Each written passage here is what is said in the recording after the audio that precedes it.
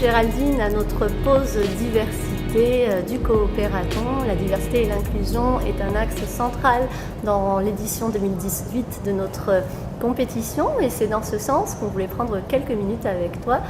Ton parcours est inspirant en termes de leadership mais également d'entrepreneuriat. Et donc pour apprendre à mieux connaître une citoyenne engagée comme toi, on a quelques questions à te poser. Pour commencer, parle-nous un peu de ton parcours. Tu es arrivé au Québec en début des années 2000. Qu'est-ce qui a marqué ton parcours professionnel et d'immigration en fait au Québec? Tout a débuté vraiment sur un coup de tête. En fait, à la fin de mes études, moi j'ai des études en finance, j'ai l'équivalent d'une maîtrise, un DESS en France.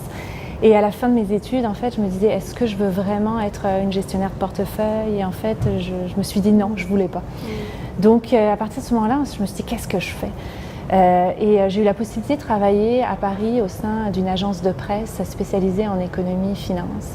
Et ça a vraiment été une révélation pour moi. Parce que vraiment, en étant au sein de cette entreprise-là, je me suis rendu compte que j'étais capable de prendre toutes mes compétences dans un domaine, en fait, en économie-finance, et de les amener finalement dans le domaine des communications.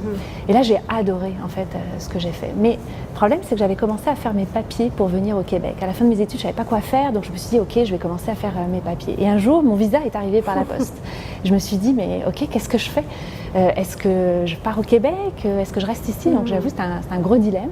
Finalement, je me suis dit, bon, OK, j'y vais. J'essaie de négocier un congé sabbatique de 6 mois. De toute manière, j'avais juste de l'argent pour tenir 6 mois, donc c'était assez clair. Puis, on verra, ça advienne que pourra.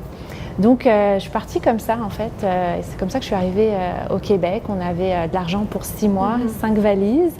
Et un contact très très précieux. Je suis arrivée le 20 juin 2000, le 21, le 22 juin, je l'ai appelé. Et c'était 1 an plus tard, ce monsieur-là, que je remercie vraiment, là, il m'a donné 2 contacts en fait. Et les 2 en fait m'ont donné ma chance et m'ont donné ma première pige en fait en journalisme économique. Donc tout a commencé comme ça, l'aventure, et de fil en aiguille, je me suis retrouvée à faire toute ma carrière finalement dans les médias économiques. Et au jour d'aujourd'hui, finalement, en entrepreneuriat. Mais il y a un lien dans tout ça. Je sers les mêmes personnes, j'aide en fait les entrepreneurs. Auparavant, c'était en écrivant des histoires. Maintenant, c'est en mettant en place des projets. Ce qui est intéressant dans ce que j'entends dans ton parcours, c'est vraiment, moi ce que je vois, c'est un leadership au féminin qui s'est exercé à travers les 18 ans par l'audace et également l'entrepreneuriat. Et au fait, l'entrepreneuriat et l'amour du monde des affaires, c'est vraiment un fil conducteur. Et puis, on est dans un monde où on veut donner de plus en plus, bien entendu, de place aux femmes. Et ça, c'est une des causes chères à notre cœur ici au Coopératon, puis chez Desjardins de manière globale. Qu'est-ce que tu aurais à nous dire par rapport à l'entrepreneuriat au féminin et son importance dans la société? D'abord, ça tombe quand même très très bien parce qu'actuellement, je ne sais pas si les gens le savent, on a une statistique toute fraîche qui vient de sortir qui dit que 22% en fait, des femmes en fait, adultes montréalaises songent à se lancer en affaires. C'est quand même exceptionnel. Mais il y a encore des barrières, ok? Il y a des barrières psychologiques, de manque de confiance en soi parfois, évidemment. Il y a aussi des choses très très faciles à expliquer, puis sur lesquelles il faut qu'on travaille. Puis c'est mon rôle là. Les femmes ont tendance à aller dans des industries qui sont, disons, un peu plus mises à l'écart par certains financiers. Donc quand vient le temps de trouver du financement, par exemple, je pense notamment au commerce de détail, des fois c'est plus difficile d'aller trouver du financement dans ce domaine-là, mais il faut aussi amener les femmes à se tourner vers des métiers et des compétences plus technologiques pour que, au niveau de l'entrepreneuriat, elles soient partout finalement et qu'elles aient accès au même financement en fait que tous les autres. Plus de femmes en entrepreneuriat, c'est aussi plus d'entrepreneuriat varié, diversifié, ça crée de l'émulation parce que la femme, elle ne se lance pas en affaires de la même manière que l'homme, elle va aller chercher d'autres types de partenariats par exemple, où elle va penser d'une autre manière, puis c'est très bien, mais ça prend les deux pour être une société, je dirais, complètement innovante, complète. Et plus on est nombreux à faire des choses différentes, plus ça crée une émulation et ça nous élève encore plus haut. Si tu avais un message justement à laisser à la nouvelle génération de femmes ou jeunes femmes ici et ailleurs, qu'est-ce que tu leur conseillerais? Donc, dans le cadre de notre réseau, chaque rencontre peut apporter quelque chose.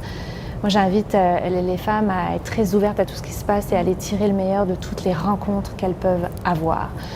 Et tout part de là, tout part de la rencontre d'humain à humain. On a beau, oui, on veut se lancer en affaires, on est devant notre ordinateur, on a peut-être tous les outils technologiques, oui, mais à la fin de la journée, ça te prend des personnes pour challenger, ça te prend des personnes pour financer, ça te prend des clients, ça te prend des fournisseurs, ça te prend...